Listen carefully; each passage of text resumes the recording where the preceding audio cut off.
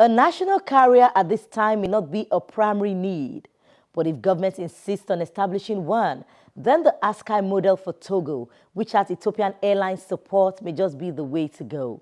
That's the view of our guest.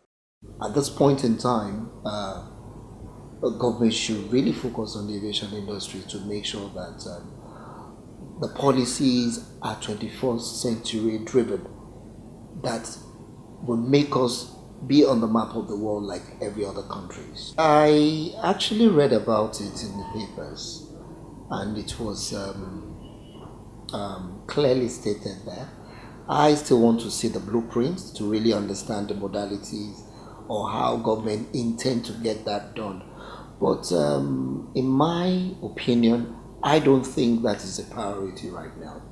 The priority is to work on what we even have. The priority is not a national carrier. Already we have other carriers around. We have the domestic carriers doing the domestic routes. We have the international carriers, even though they are gnashing their teeth operating within our airspace. But having a national carrier is not what is necessary now. I think this is an opportunity for us to look into our airports, our airport terminals, the infrastructure within the aviation industry. The runway is in a comatose. The airport terminal has been turned to a marketplace, and we're talking about a national carrier. I don't think that is a priority right now, in the best of my knowledge. Like we've always said, aviation can single-handedly take this economy out of recession. And that's the truth. We have a population of over 180 million people. We have a commercially viable airport, Lagos Abuja. I believe so much that if the right infrastructure is created at those two airports, it can support business and attract foreign direct investments that the government is anticipating. Let's look at it. We have countries like Ethiopia, we have countries like Kenya, we have countries like South Africa. How are they surviving? They are surviving through their aviation and their tourism industry. Why can't we implement same model? If our aviation industry is sound, tourism will thrive. That's the truth. But what we've done to ourselves here is that we've neglected aviation to the point that it's like we don't even have anything in that industry. And it's never too late. It's one industry that all it requires is just for us to revamp it, create the right policies, and keep it going.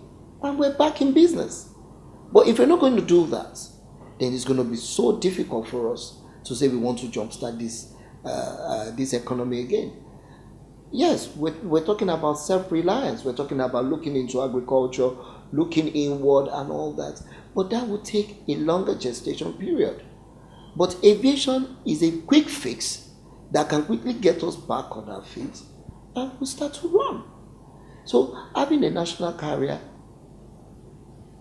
in this hard time that we don't have the resources to finance it is not going to support it, except there's a particular model that we want to adopt, like what Ethiopian Airline did with ASKY in Togo is what we want to adopt, then it is not a problem.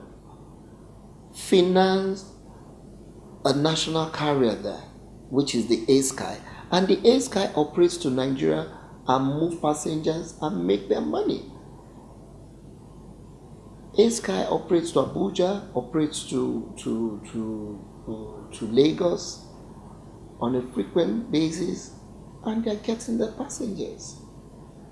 Now, what is the essence of a national carrier, if I may ask? Is it a thing of pride or a thing that we feel is of necessity? Because we shouldn't be talking about pride now, we should be talking about necessity. What do we need as a country? We should put our needs first. We can get another African carrier to support us and keep our national carrier flying, like ASKY is doing in Togo. So I don't believe that spending scarce resources on trying to establish another national guard is just going to be another wasteful spending. When Aviation This Week returns, get to know what's unusual about certain airports across the world. Do join us again.